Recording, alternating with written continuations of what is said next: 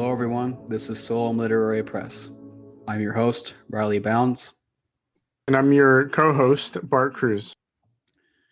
And this is the Solum Podcast, where we discuss and examine the intersection of the modern renaissances in evangelical literature, philosophy, and spiritual formation. Today, we're excited to have poet Alea Peister on the podcast. Alea writes poetry and creative nonfiction that meditate on embodied spirituality, grief, and delight. She lives in Orange County, where she practices faith in an Anglican Catholic community, meets with good friends over coffee, and takes long walks through her old, tree-lined suburban neighborhood. She is interested in the imagination, memory, desire, and how they come to bear on spiritual formation. Alea's writing has been featured in Ecstasis, The Curator, Solum Journal, Art for the Isolated, and Biola University's Lent and Advent projects. You can find more of her work on her website, forthesakeofsharing.com, and on her Instagram @forthesakeofsharing. More information will be provided in the show notes, as well as a link to her contributor page on the Solum website if you want to find out more about her. So, Alea, welcome, and thank you so much for joining us on the Solum Podcast. Hi, I'm excited to be here. All right, great. So, tell us, when did your love of poetry begin?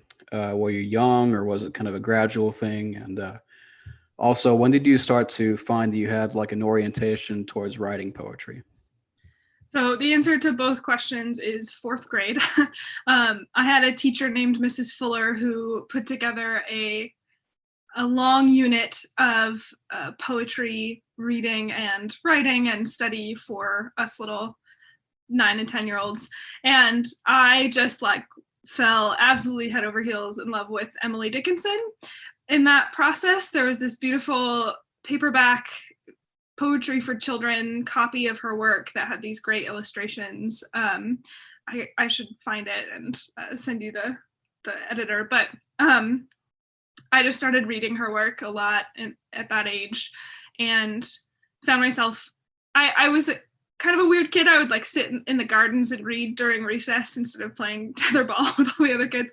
And so after that happened, I would sit in the gardens and read Emily Dickinson and then write my own poems about lizards and roses and such things. And so that's kind of where it started. And my love for poetry has continued from that. I've written it with varying degrees of commitment in the years since then, but have sort of delved into the practice in the last 3 years with particular commitment and consistency. So, now that you mention it, your poem Ascent and Ecstasis, the spacing of it and the style, well, except for the darkness, it's quite a bit like Dickinson's almost. Did you take a lot of inspiration from her in that? I think so. Well, yeah, that poem, I know we're going to talk about that poem at some point. I'm looking at it now. I think that the big thing with that one is the M dashes. Emily Dickinson uses M dashes like crazy in her work. It's just all over the place. Anytime she wants any kind of pause between anything, she'll usually use an M dash instead of other punctuation.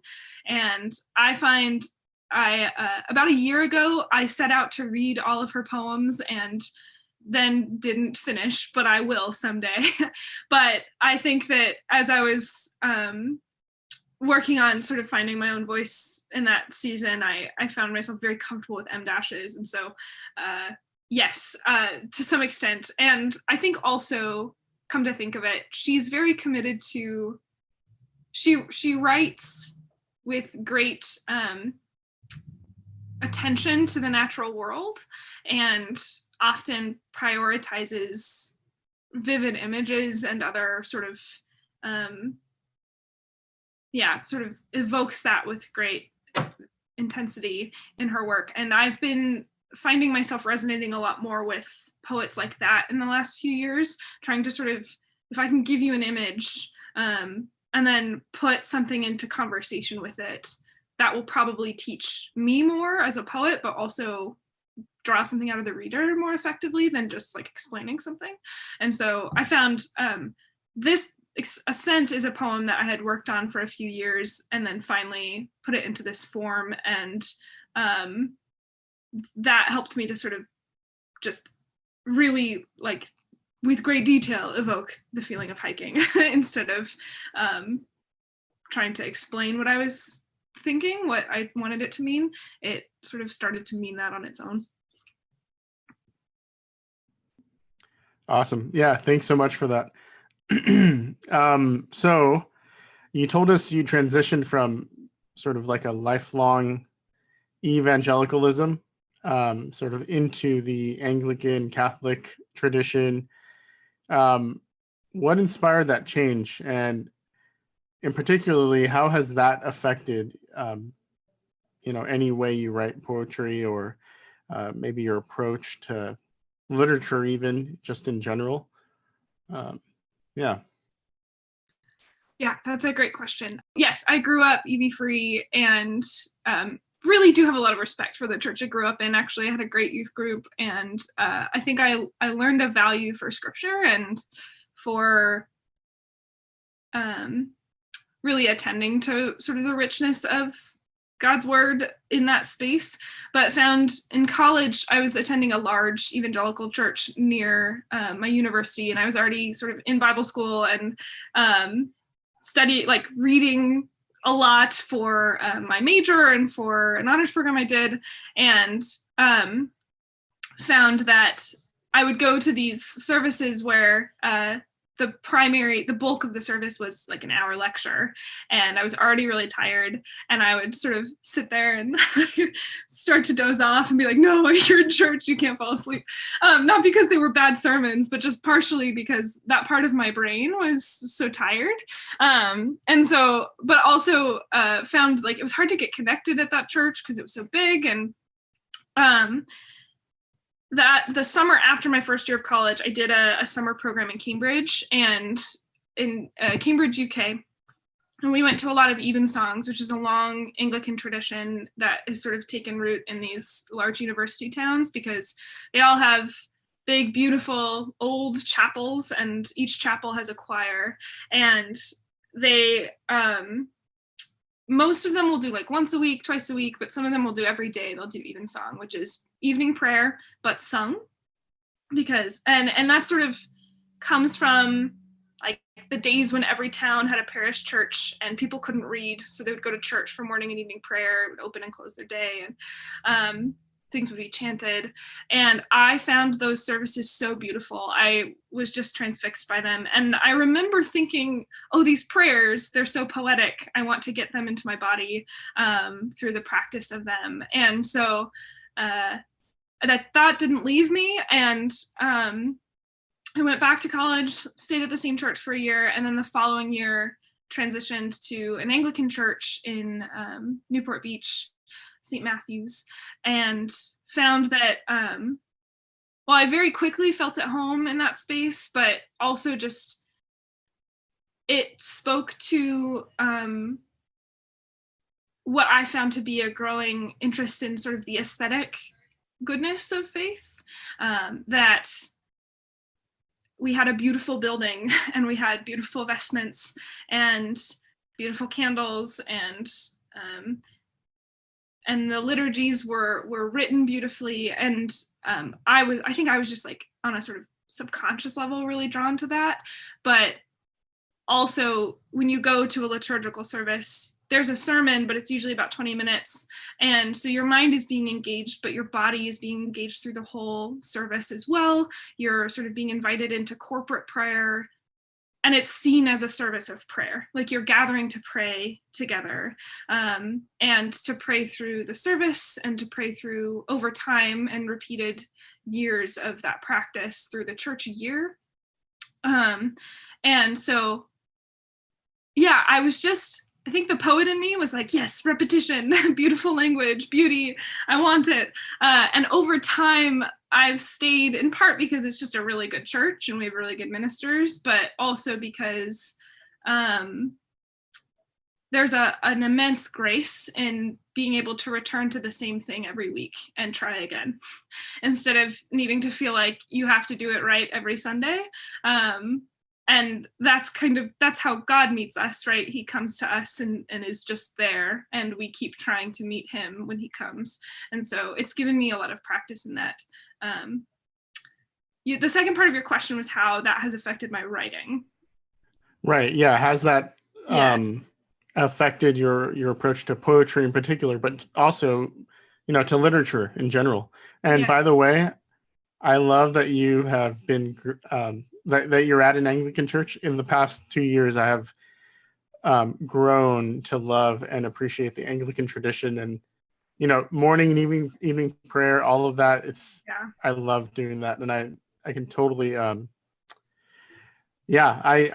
hear it when you speak about it. It's like, oh, that totally was my experience as well. So anyway, back to the question. Yeah. Well, I mean, if you think about it too, like so I've been at this church for 5 years. The first 3, I definitely didn't do morning and evening prayer. I just sort of like haltingly tried them every now and then. But being able to stay over a long period of time, and then the church has recently figured out, we could do this, through video conferencing, and everyone could be there. It doesn't just have to be this solitary practice, which is the intention of morning and evening prayer. And that's really helped too, to be like, I'm touching base with my community every day, twice a day when I go to pray. It's wonderful. Yeah. So I think there's a lot of ways that it's affected my writing. I think it's hard to quantify some of them, but it's interesting that the daily offices have come up already, the idea of morning and evening prayer, and then even just returning to the same service for Mass every Sunday, and then the same seasons every year. So you're doing Lent and Advent and Trinity and Epiphany and all these. Yeah, there's the whole list. I think one of the big things for me in the last couple of years has been realizing, if I'm going to write, it's going to be a lifelong practice that I need to do because I love it, not because this is something that I'm going to be definitely going to be good at. I hope I'm good at it, when practice usually hones your skill, but that idea of doing prayer as practice and as sort of daily returning, the idea of repentance is turning back, right? I have tried to apply that to my writing rhythms. So instead of saying, and the best advice I've gotten about writing over the last couple of years from anyone who writes and who is successful at it even, is just have a practice. Like, go back, even if it's just 15 minutes. And even if you don't write anything in those 15 minutes, sit there for 15 minutes and try to think of something. And the boredom will probably bear fruit. And especially when, I work full time and I have a lot of other commitments. And as that is sort of also the substance of my growing adult life, I find that there's humility and grace and consistency in just saying, you just got to find some time today to write. So there's that. So there's 2 other thoughts that I had about this question. One is that the importance in the Anglican tradition, the body takes sort of not center stage, but is important in a way that it wasn't in my evangelical upbringing. So in this church space, I've been invited to think about your relational histories and how those get written into your body, and what that means for, so like something like fasting. So we're in Lent right now, and I've given up sweets, and I really love chocolate. And so it's hard. But when I really want chocolate and my body is telling me, you really want chocolate, that's seen not as you failed at your fast. It's, okay, let's think about what chocolate has come to medicate for you, or what does that, how is your body telling you that there's a loss here, or a lack, or a sin that you need to see that you couldn't see before? And then even just in the Mass, you're standing, you're kneeling, you're sitting, you're singing, you're praying together, you're speaking together. So the body is engaged in prayer in a way that I find quite liberating, and has really helped me to, that and some advice from good poets has helped me to think, okay, where's my body in my writing? Where's the body of the person I'm talking to, or the bird that I'm writing about, or whatever it might be? And we often experience and receive emotions in writing through the ways that the senses are engaged. So if I am trying to do that as a writer, then I need to be sensitive to my own body in my prayer practice and in the ways that I interact with others. So a church tradition that's open to that and interested in the wisdom that the body brings to the table has been really, I don't know, it's just been rich, and it's been helpful to start paying attention to that more intentionally.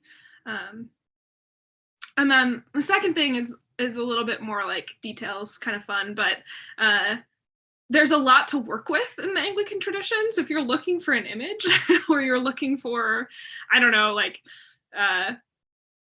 if I want to write a poem about the Eucharist and the wafer, and I see an egret, a snowy egret flying, I'm like, they're both white. Okay, let's do something here.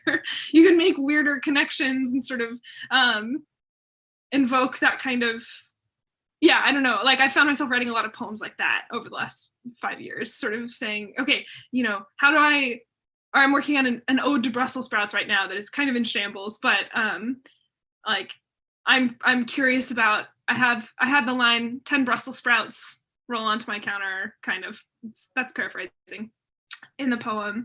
And I want it to be about sort of like how our bodies return us to ourselves through things like slicing Brussels sprouts.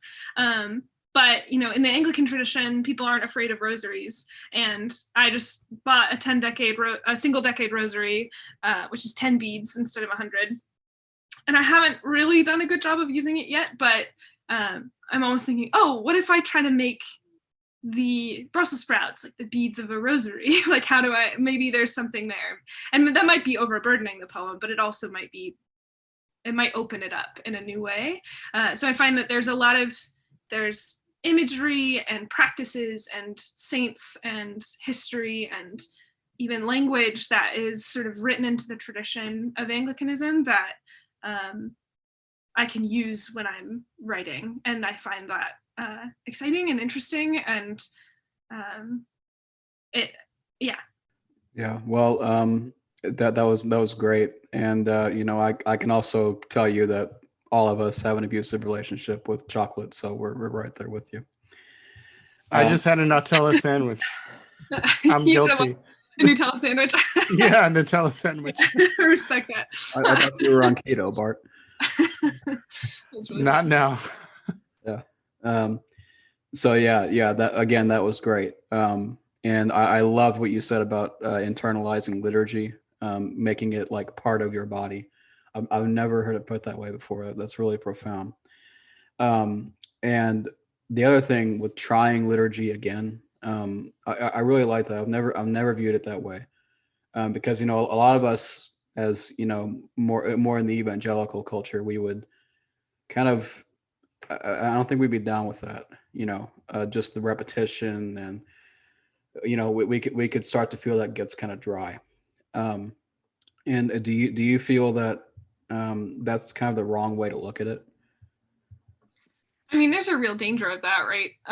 It's actually something that our Bishop Scarlett, he's a great bishop name, talks about a lot. Is liturgy. People who do liturgy are often tempted to worship the liturgy, to be obsessed with that, and not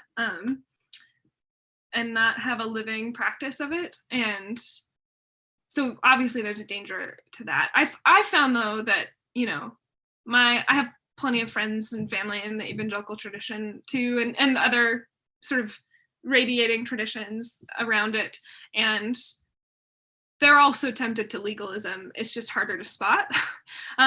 So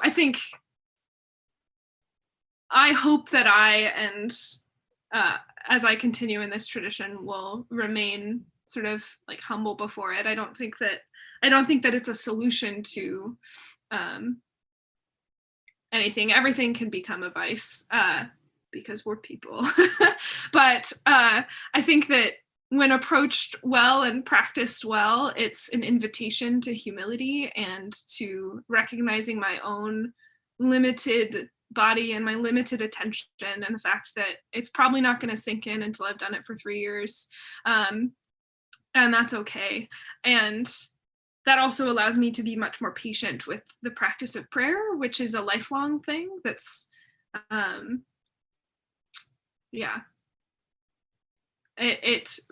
it requires practice and it requires returning. And if I'm practicing that in a corporate space as well, then it's easier to practice in my own personal prayer. Yeah, that's great. And kind of piggybacking off what you were talking about, you very briefly mentioned like your body internalizing relationships that you have and stuff like that. It reminds me about neuroplasticity and how there's a saying in psychology that the body keeps the score. It's the title of a book too. And that came up for me too, as I was thinking like, the spirit in a way kind of keeps the score too. And I think that Anglicanism and liturgy really lends itself to that, as opposed to just showing up and, singing and then sitting down and listening to a pastor for 40 minutes. Yeah, well, it's a tradition that's sensitive to the fact that the body and the spirit are knit together, right? So if your trauma or your, mental health or whatever else is deeply, if one has anxiety, then one knows that something that is intensively related to the spirit has a heavy effect on the body, right? If I'm anxious, then my hands are shaking or my heart is beating really fast, right? And it might be because of a spiritual fear or a relational something or other, right? But it's expressed by the body. It's interesting because I've been thinking about things like trauma as well in the last couple of years, and we actually talked about it in a class I'm doing at my church too. We got to read a couple articles on trauma and spirituality, and I think that's something that I've found helpful, is that tradition does lend itself pretty easily to that conversation, because a lot of what you have to do to overcome something like an anxiety response is just keep going back, and be kind to yourself, but keep returning, which is the same with prayer, right? Like if my body can learn that at the same time every day I'll be praying, then it will feel safe when I go in to pray, and my spirit can then engage with prayer more effectively. I've also been practicing contemplative prayer in the last year, and that's something that's connected deeply to the breath, right? Which is a physical experience as well. You're breathing these prayers in order to help the noise of the conscious mind sort of quiet. Just that, like, my prayer grows as I'm able to quiet my body in it. It's not just an intellectual or spiritual process. It's, in fact, deeper than all of the above, right? And in order to access the deepness of prayer, I kind of have to quiet my body and my mind and my feelings in order to sort of like find the presence of God as he makes himself known to me. Yeah, you've really touched on and explained well just how the physical touches us so deeply spiritually. And I think we often do neglect that in evangelicalism, because we're just so hard against anything that could seem materialistic or anything like that. And you're not being afraid of rosaries. I'm sure that a bunch of Calvinists just tore their robes at that. It's funny, I posted about it on my Instagram recently, and I was like, oh, some people are not going to like this. But oh, hey, you can't please everybody. So that leads into the next question of what do you think are the primary differences in the ways that evangelicals and other Protestants or Catholics just approach art? That is a great question. My first thought when I read this question, I took an art history class in high school, and one of the historical things that's interesting is when the Reformation occurred, part of the way the Catholic Church sought to part of its own Reformation in response to the Reformation, which there was sort of like the Catholic Church did sort of collect itself and say, oh man, yeah, we do need to reform. And they tried. And then one of the ways that they tried to keep people engaged in that tradition after everything started to splinter was to revamp their artistic sort of their arts program. They like started hiring people to like make statues and sort of paint things in churches. And I think what's interesting is sort of the complementary thing that was happening in the Protestant Reformation is that a lot of folks were sort of saying, we got to do away with all of this stuff. Like there was sort of like a second iconoclasm, right? They were sort of like, all of the religious art is bad, let's get rid of it. That wasn't universally true. It was probably more the Calvinist side of things that was doing that. But that's worth noting, just because I think that any conversation that we have about art between sort of liturgical spaces and Protestant spaces down the stream ultimately traces back to that moment of fracture, right? There was this big divide that occurred and this big fight that was happening, and two sides took very different approaches to art. But right now, I think one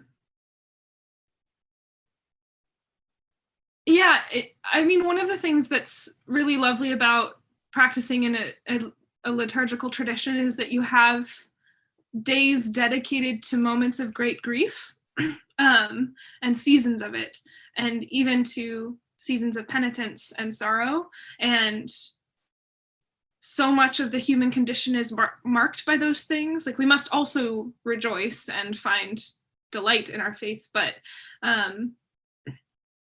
I find that when evangelical art bothers me, it's because it's trying too hard to convert by telling a story about happiness, by saying, like, if you do this thing, you'll be happy, or everything will be solved, or and often that makes it sort of tepid. It doesn't end up being everything it could be.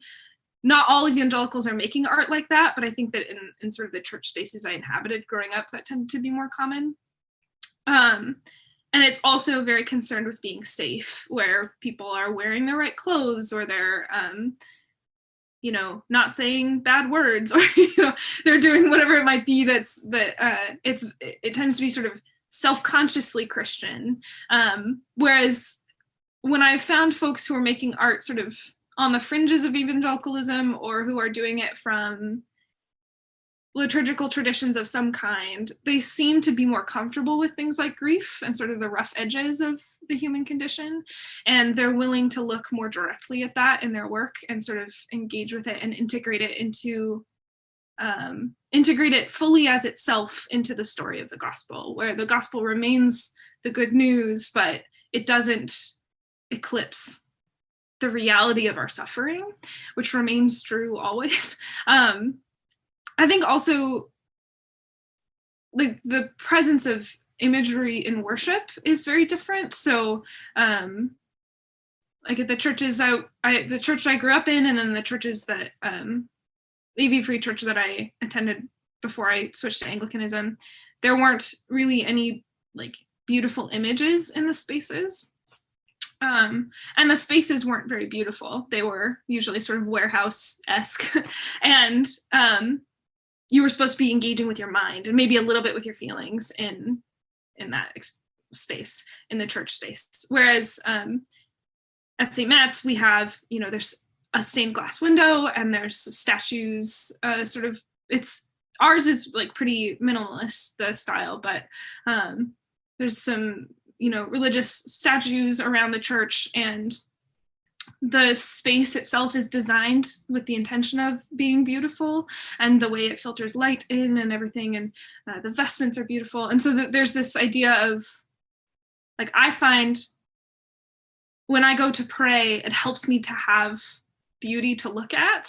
And I think that a big difference between sort of low church Protestants and high church liturgical folks is that low church Protestants are really nervous about that. They're like, don't worship the image. It's like, well, no, actually just like reminds me, if I'm meditating on the Annunciation, it really helps me to have an image of the Annunciation in front of me so that I can think about it, so that my eyes can engage in that process of meditation instead of it just being my brain. Because my brain is so easily distractible. This image can help recall my attention to this thing.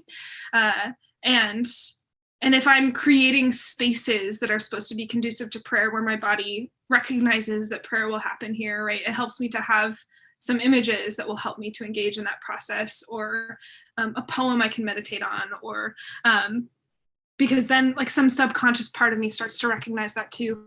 And I think, again, I think it's a difference of fear. Like my experience with liturgical churches is they're not afraid of our need for that. Whereas the Protestant churches I've inhabited are kind of nervous about it. They don't want to admit that maybe it would be helpful, even if it seems kind of like woo, sort of Catholic or whatever. Yeah. Does that answer your question? I don't know. Do you have any thoughts in response? Yeah. I've wrestled with the whole culture of like just take an evangelical movie. I don't know. I mean, God's Not Dead, something, any of the Pure Flix stuff. I have a love-hate relationship with it.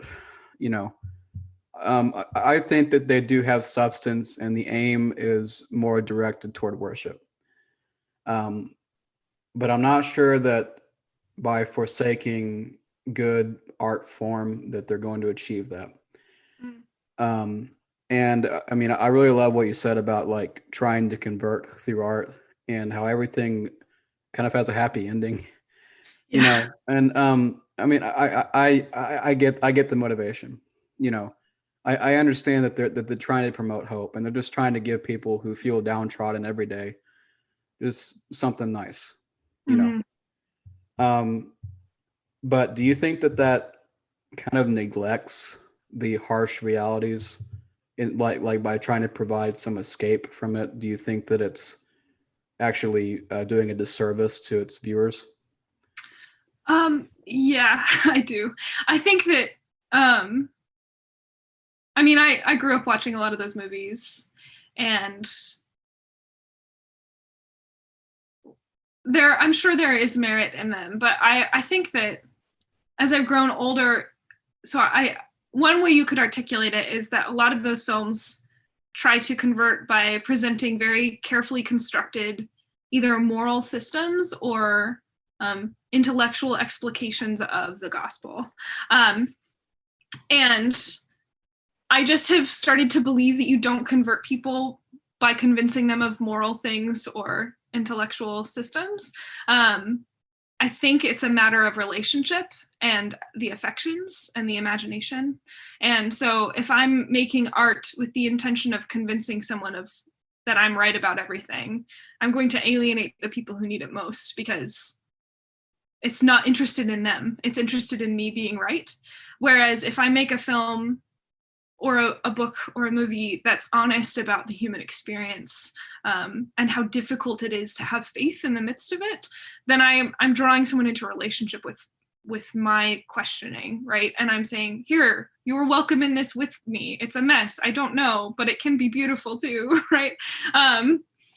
And yeah, I think honest presence with the art itself and honest presence with the people, with the audience that you're thinking about, is always going to be more effective, because it's attending to them too, right? It's attending to who these people are and what they're experiencing in a way that's deeply relational. And I mean, I don't know, if I was going to be converted to something, I think I'd be more likely to be converted by someone who'd taken the time to become someone and to make things that I trust and that I want to be with. But also there's that line in Surprised by Joy by C.S. Lewis, where I can't remember it precisely. It's been a while since I read it, but he writes about, I think he like offhandedly buys a copy of a George MacDonald novel before getting on a train to go somewhere. And he starts reading it and just can't put it down. And then he just becomes obsessed with George MacDonald. And he says something about like, that was a seminal moment in my faith walk, because his work baptized my imagination. That's the phrase he uses. And that opened me to Christ. And I think that's so interesting. I haven't read MacDonald's novels, but he writes, as far as I'm aware, like really weird fantasy novels. He's not writing sort of like polemic, gospel tracts. He's writing like, the spirit at the back of the north wind did this thing and it was scary. You're like, oh, okay. And so I think that has stuck with me, that idea that if the imagination can be quote unquote baptized, then we're getting somewhere, right? Because it's going to be desire that draws me to Christ, not, I don't know, in my experience, not necessarily my thinking brain, which gets very caught in its own tangles. Mhm. Yeah. And there is, I do think that evangelical movies are improving. Just as a side note, lest anyone think that I'm against them. Like I think The Case for Christ did a pretty good job. And there's also a movie called An Interview with God that's on Netflix. And character development, wow, it's a new thing. But we're, I think that we are learning from past mistakes. So there's hope springs eternal. Yes. So let's shift gears here a little bit. And you did allude to this, before when we were talking about, now you're sort of entering into Anglicanism and sort of embracing this embodied liturgical space and how that affects your writing. But you can go maybe say more of that about that, or you can talk about your writing process more generally. So we're just wondering what does your writing process look like, and how do you go about that? Yeah, that's a great question. So I've been trying over the last year and a half to establish a daily rhythm of just getting a few minutes in every day. So sometimes that's like half an hour, sometimes it's 10 minutes, but I try to, for some period of time, hopefully every morning, sit down with my writing and make some kind of dent in it. This takes different forms. Right now, I'm trying really hard to edit stuff because I've drafted a lot in the last year and I haven't done a lot of revision. And there's pieces with some good potential. So revision is its own beast. I'm still getting my hands around that process, but so that's one thing. Something that has helped me produce a lot of writing is that twice last year, I did a month of writing a poem every day. And I did this for April, National Poetry Month, which is coming up, and for Inktober. And the great thing about that is that you have to just sit down and say, you just have to write 5 lines. They can be terrible, but you have to write them. And I've written poems that I love and would never have written but for that process. So that is something that I have done. And then when it comes to revision, usually what that looks like is I have a draft and I have a big moleskin notebook and I write it in pencil and make notes, and then I rewrite it in pencil and I like change stuff while I'm rewriting it. And then if I need to like research something, I'll research something. And like I'm working on one about ladybugs right now, and I just looked up the Wikipedia for ladybug and was like, I don't know what'll be here for me. And then it was like, ladybugs are called ladybugs because they were associated with the Virgin Mary in Christian tradition. And I was like, what? So that's wow, I didn't know that. Thanks for that. Yeah. That's such an awesome fact about them. Isn't that so great? Oh my gosh. So I'll like rewrite it in pencil until I'm like, I think this is kind of working. And then I'll type it up and I'll start making changes. I'll show it to people.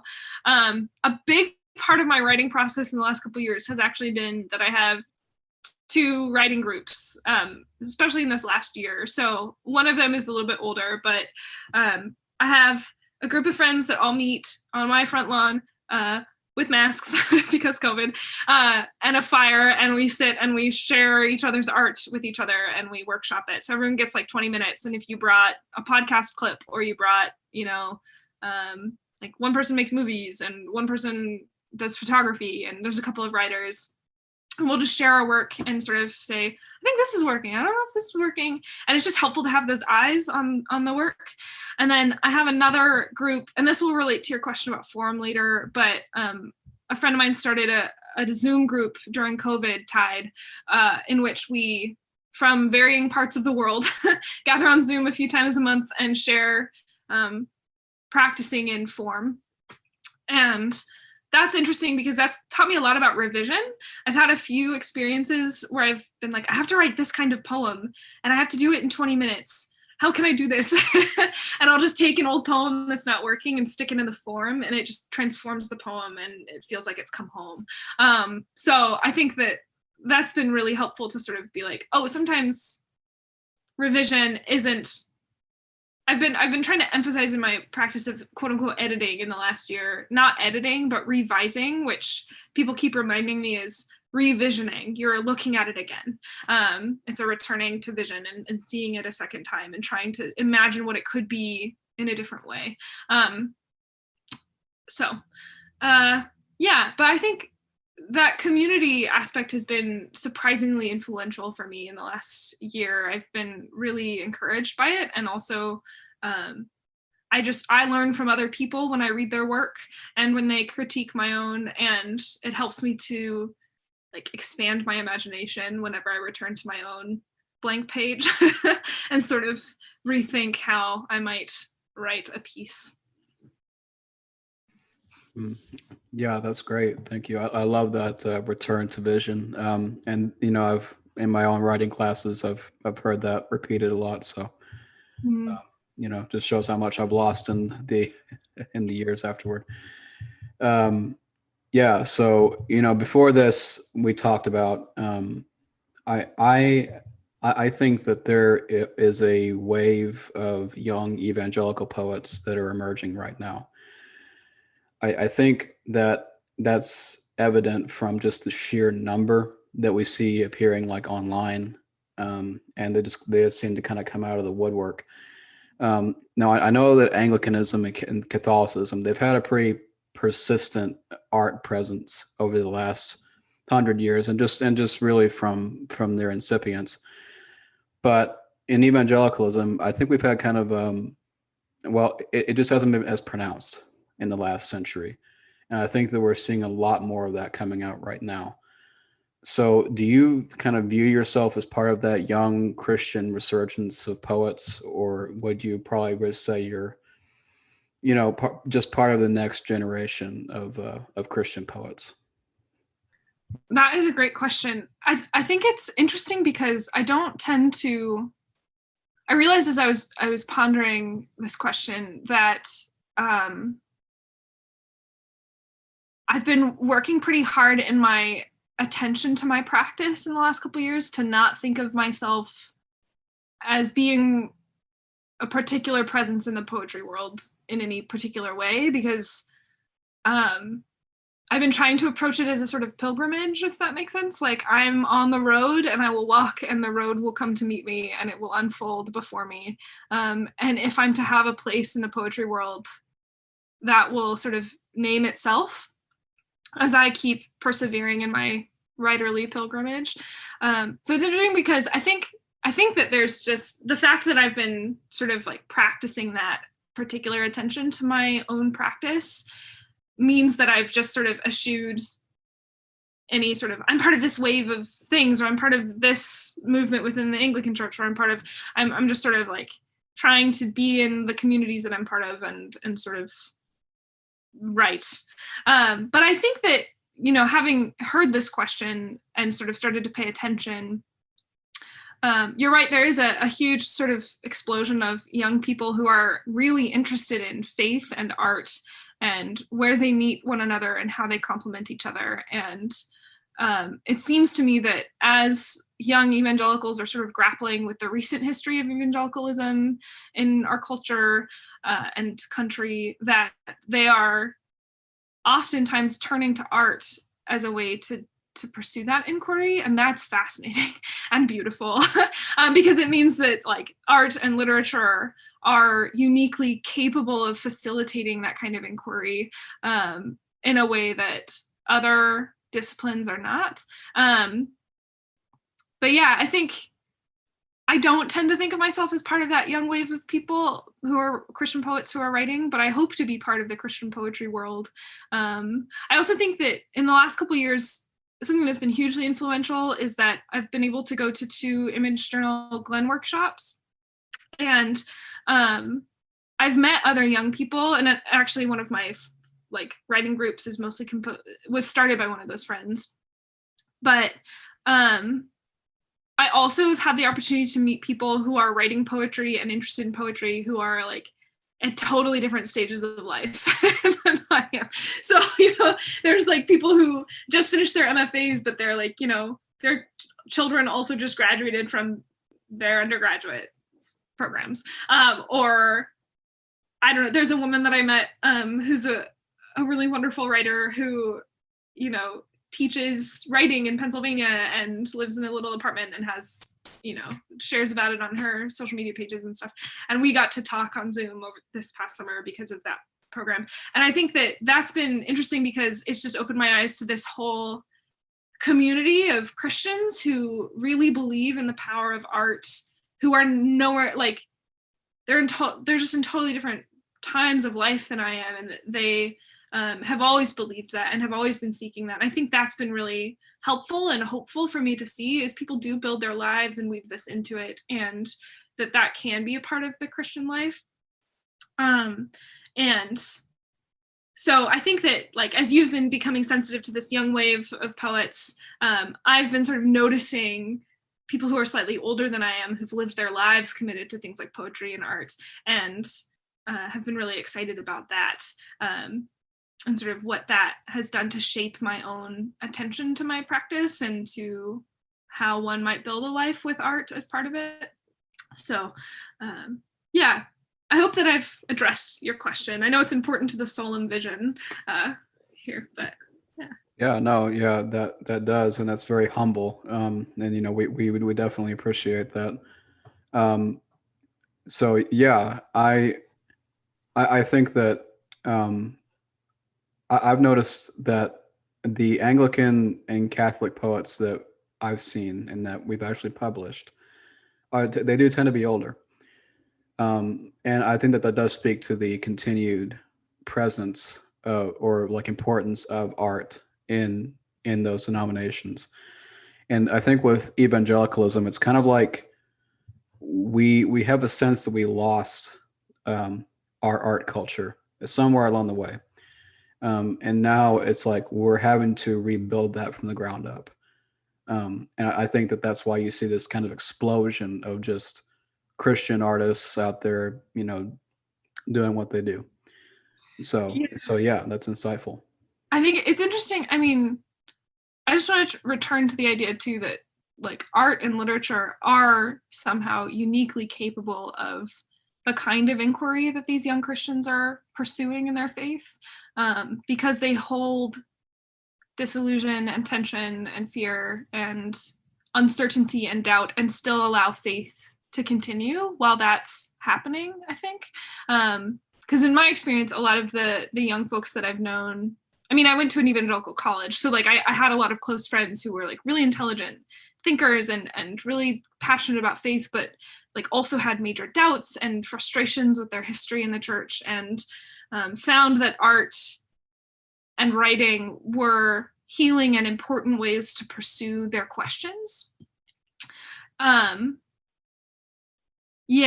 There's that, you guys might have seen it, but there's that James K. Smith article that's sort of circling the arts and faith space where the title is "I'm a philosopher, period. We can't think our way out of this mess, period." And he basically says sort of, I've had a turning of my heart in the last few years towards this belief that it's really worth a read. But he just sort of says, like, I think that it's the poets, the artists, the writers, the novelists, they're gonna help us with the mess that we have to untangle here, because they speak to the imagination and they speak to the affections, and those are often what are wounded right now. And they're able to like really explore robust truths without needing to turn them into ideologies or sort of be polemic with them. And yeah, I find myself resonating with that, where I'm like, I still really believe in sort of an important set of the tenets of the faith, right? Like the creed is still true. But somehow we have to explore it and be present with it in a way that holds the fact that there's a lot of wounded people out there who aren't sure about faith, but they want to believe. And how do I make art that invites them into the practice of faith without fear, even if they're uncertain? So I'll also say, like, I assumed that all of the like older folks that I met through the Glen, not all of them are old. A lot of them are just like, middle-aged, whatever. But I assumed that they would all be Episcopalian, actually. But I've been surprised, or Anglican, and I've been surprised to find that, a number of them are actually, there was one woman who I met and spoke with who told me about doing a practice in sort of the Ignatius spiritual exercises with a group of friends. And then I was like, oh, what kind of church do you go to? And she goes, oh, I go to a Pentecostal church or something like that. I was like, oh, interesting. So what's also interesting to me is noticing how in a lot of these sort of evangelical or Pentecostal or low church spaces that sort of high church practices of prayer are filtering their way in. People are interested in sort of the church year or in the Ignatian exercises or whatever it might be in those spaces in a way that they haven't been in the past. So I think you're right. There's a sort of, there's a new interest in that space. Yeah. We do. I like my draw to Anglicanism is, it's kind of like, I look at evangelical culture and I see like rock music, big stadium stuff,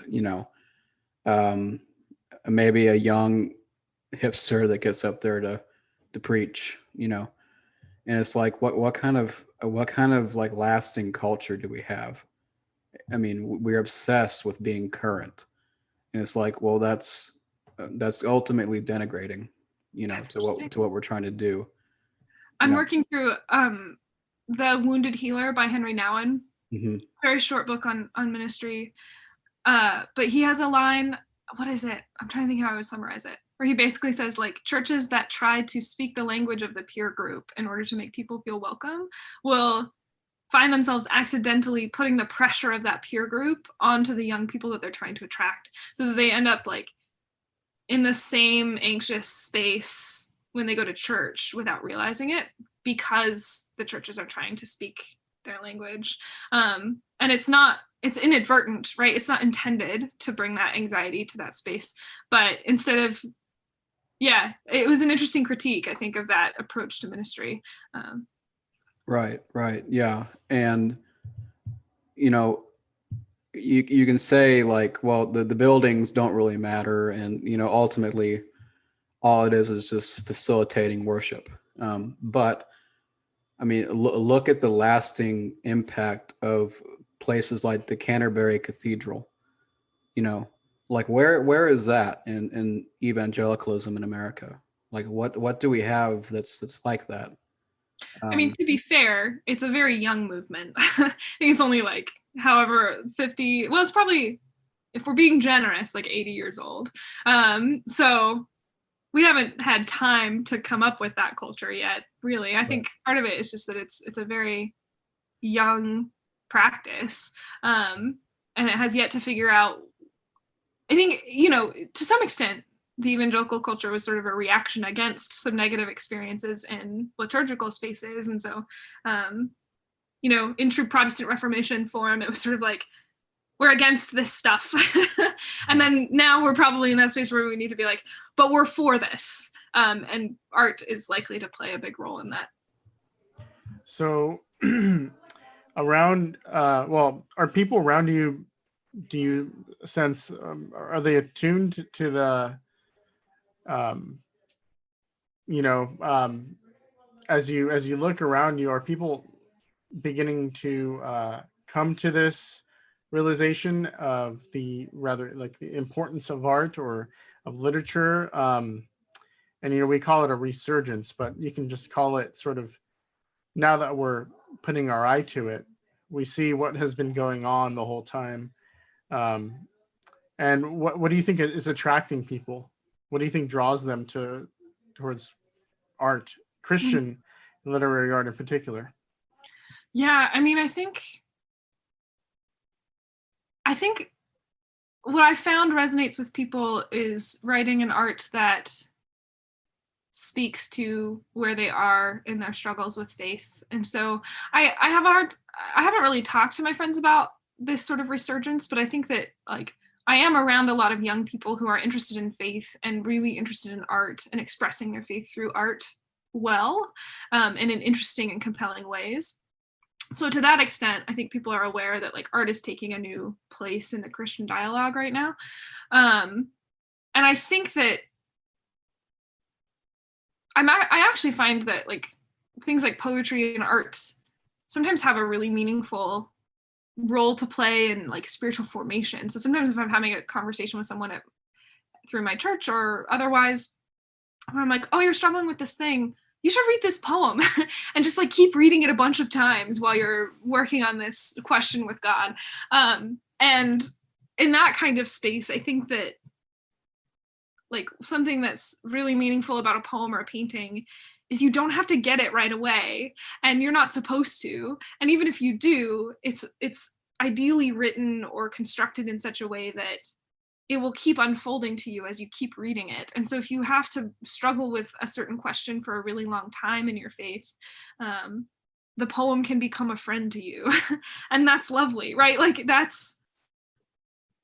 is a patient thing. I think that in that respect, art and writing that are well done, that have something to do with faith, are comforting because they're present with the person engaging with them, and the person can just keep looking at the painting or the poem or the novel and keep finding things there while they're walking the pilgrim path that it is to be a Christian. Right.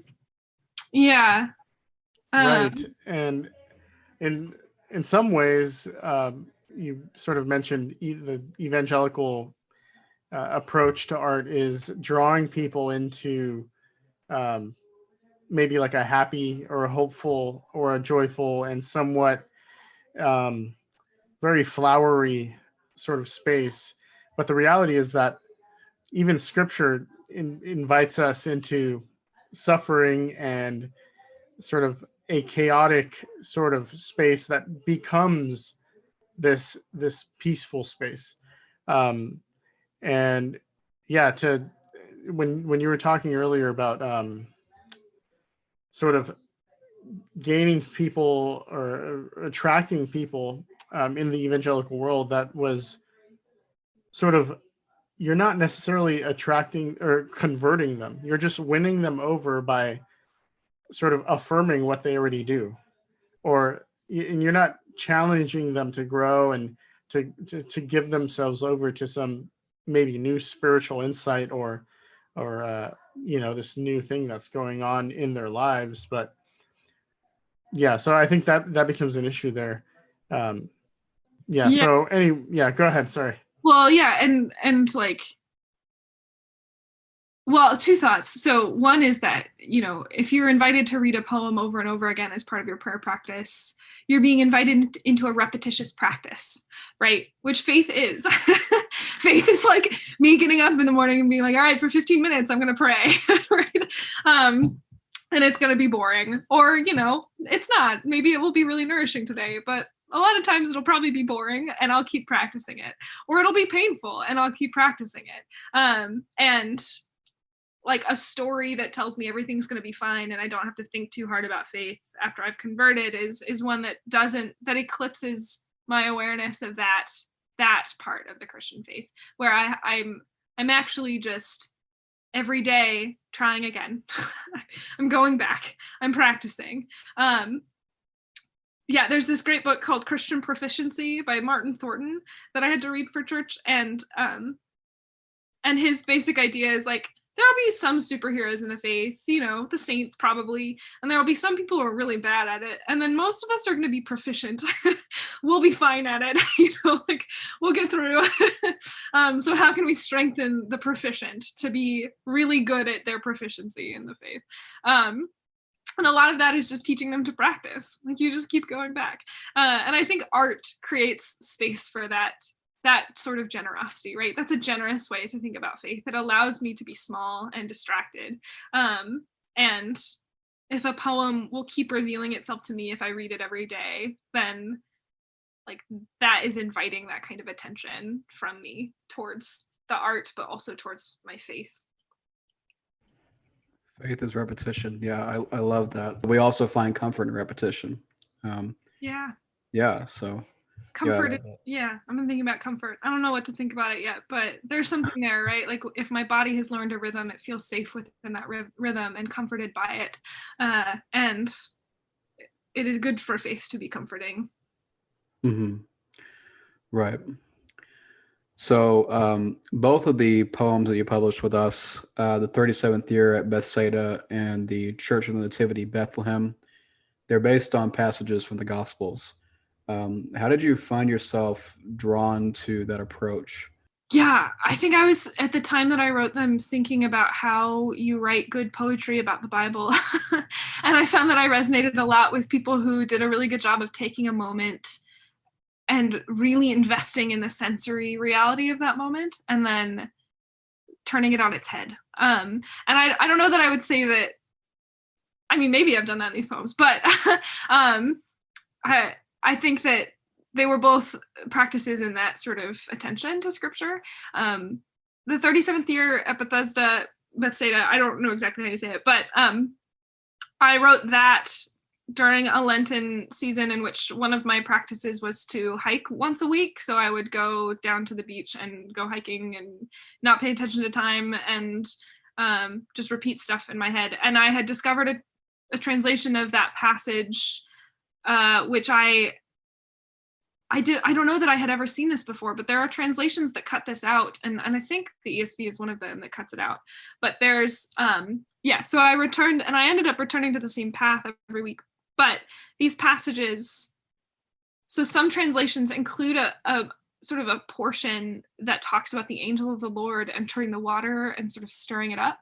And that's when, because I had just known, like, people hang out by this pool and they try to touch it sometimes, and sometimes the water makes them better. And then there was this like strange and beautiful passage that I discovered somehow in that time where it's that the angel of the Lord entered the water. And I thought that was so weird and beautiful, and I wanted to ponder it. And I was also thinking about this idea of, like, in order to get well, you have to want to be well, which that passage speaks to, I think, when Jesus heals the crippled man. And so that poem is just an attempt to meditate on that, what it would have been like to be at that pool over all those years, and this moment that would have occurred over and over again anytime the angel of the Lord happened to hit the water, as all these bodies would have like surged toward it, and then had to retire back to their sort of stuckness in their unhealth. And I just thought that was really interesting to think about. And I think, I made the title what it is because it was interesting to me to think about. The passage tells us that the man that Jesus healed was there for 38 years before Jesus healed him. And if you were to think about, like, in the moments before that happened, he would have still thought that his life would just be repeated attempts to touch the water, right? And with no help, that he would never have managed to do it. But so I just think, like, I was interested in, like, the tension of that moment on the cusp of this thing that we always talk about, but that this man would have had no awareness of. And then Church of the Nativity, Bethlehem, I think I drafted it around the time that I was trying to work on another nativity poem, which is still kind of a mess a few years ago, and that I'm still committed to, but I really wanted to, like, get into the moment with Mary in that other poem.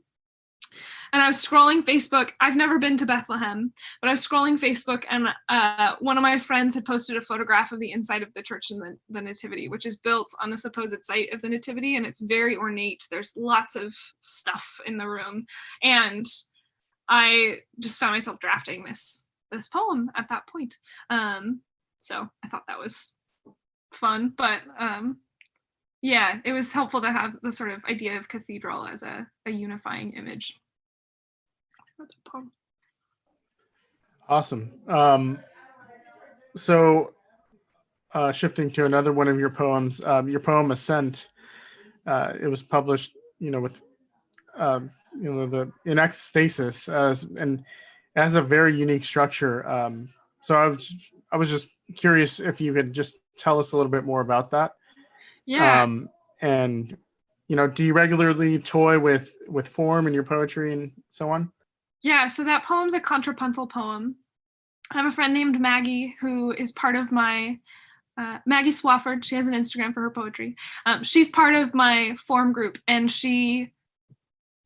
so what we do is once a month we try a new form, and she brought contrapuntals. So when you write a contrapuntal, and I had been familiar with this actually from my choir days in high school, where we had a contrapuntal song that we did, I think it was called that, in which one half of the choir would sing something and the other half of the choir would sing something back, and it was this call and response song.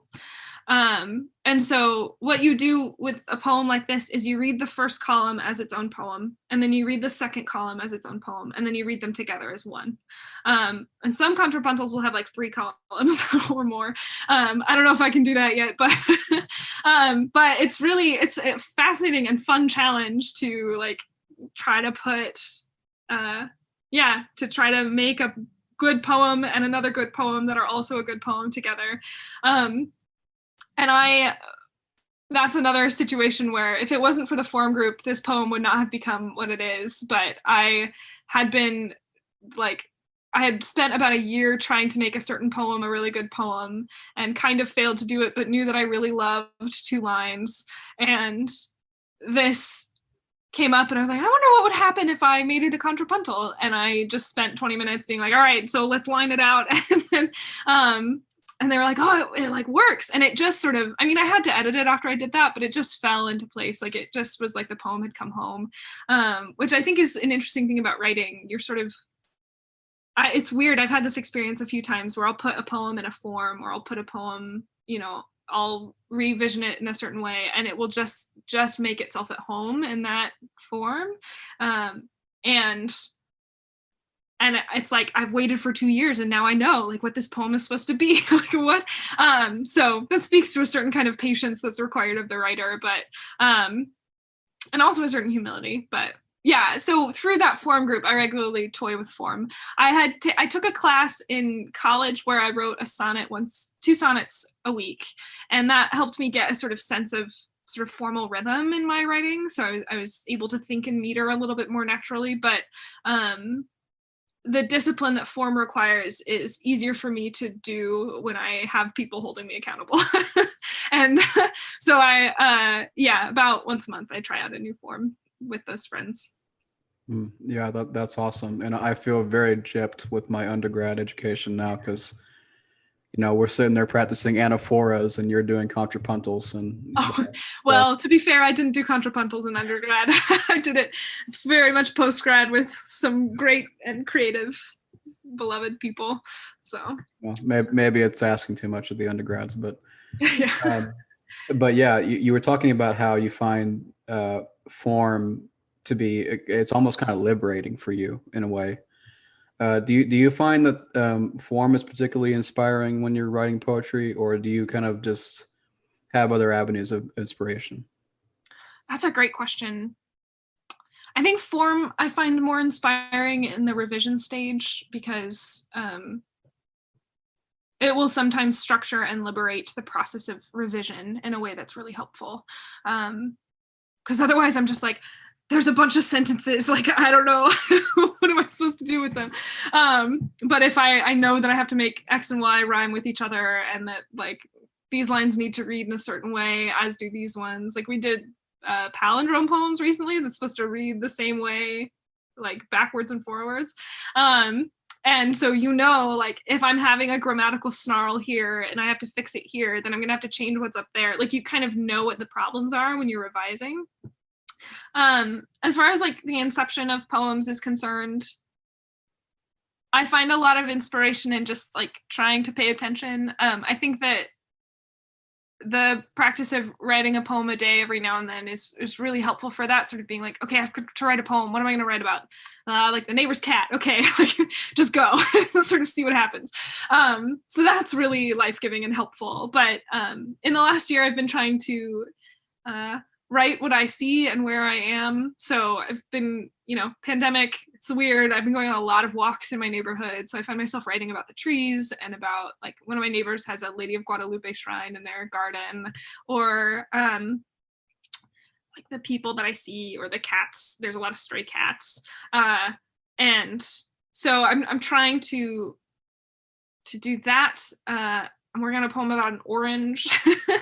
I'm trying to lately I'm trying to really invest these physical experiences in my poetry, and then sort of bring them into conversation with the spiritual, because I want the poem about the orange to be about prayer. Spoiler, right? But that's more fun, right, than sort of being told how to pray in a poem. If I can give you an image and we can share it. Yeah. So that's where a lot of my inspiration comes from at the moment. I think also the people that I interact with and that help me write, that have sort of, I've had people I look up to be like, I think this poem should be a sonnet. And I'm like, I think you're right, and I don't want to, but I'll try. And so that kind of relationship and attention is helpful too. Awesome. Yeah. So what do you think? What do you think is the primary purpose of writing poetry as a Christian? For example, evangelizing, imitating God's creativity, spreading truth, or, Yeah, I think I don't think it's evangelization. That might be unpopular. But I find generally, we talked about this earlier, but I actually find art that tries to expressly evangelize kind of boring, because I know what it's going to tell me. I want art to surprise me and to show me new things about the world. And so I think that with regard to poetry, I think of the poetic vocation as one of, I need to pay attention to myself, to others, to my memories. That's one source of inspiration that I forgot to mention. I've been trying to think of memory as a source of inspiration as well. But what does it mean to live as a human being in relationship with other human beings and places and practices? And how do I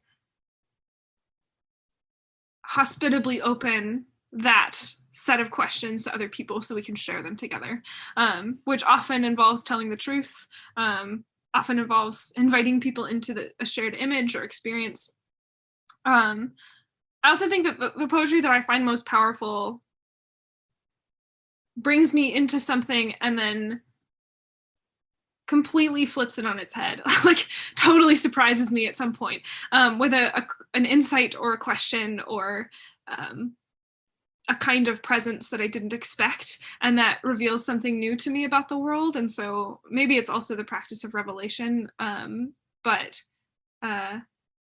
Yeah. But I think that I find that this is kind of along the lines of what I find inspiring, but that the humility of paying attention to and living in the present moment is something that is well practiced in the practice of writing poetry.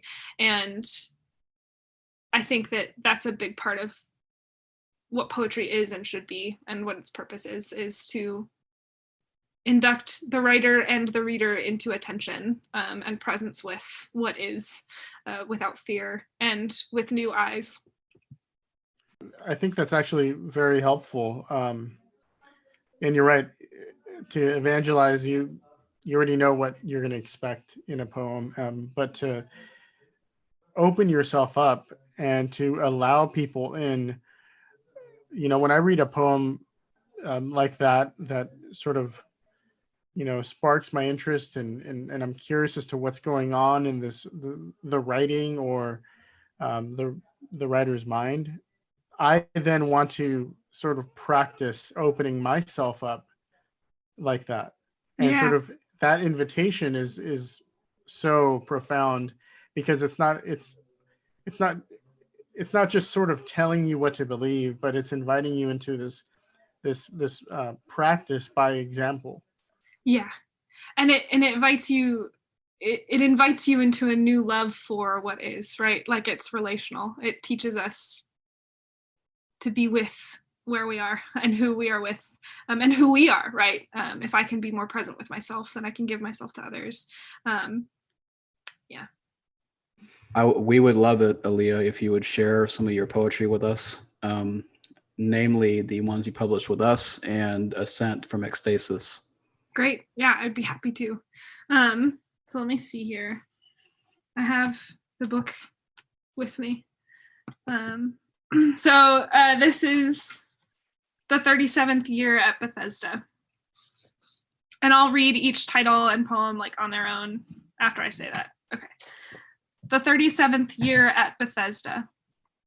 And a certain man was there which had been diseased 38 years. John 5:5. A silken sheet of rustling light darts into the pool and fades, leaving it troubled. The blind and withered scramble to touch it, to be the first. One does.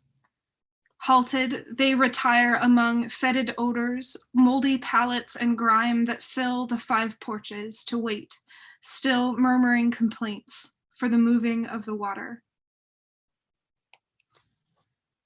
Church of the Nativity, Bethlehem. In the Church of the Nativity, dust clots every crevice in every wrought metal orifice. Of course, we cannot comprehend simplicity or discern how we might inhabit land divinity has touched, but worship the land instead. Here is how I think it must have been within the first cathedral. His exhausted mother cradled him. Her skin touched human skin. He wept. God breathed. Okay, and I'll read Ascent now. So again, this is a contrapuntal poem. So the first poem I'll read is 1 column, and then the second is another, and then they will be one together. Ascent. To meet the sea, the question of your smile, rising slowly, floods my eyes. Always you are gone.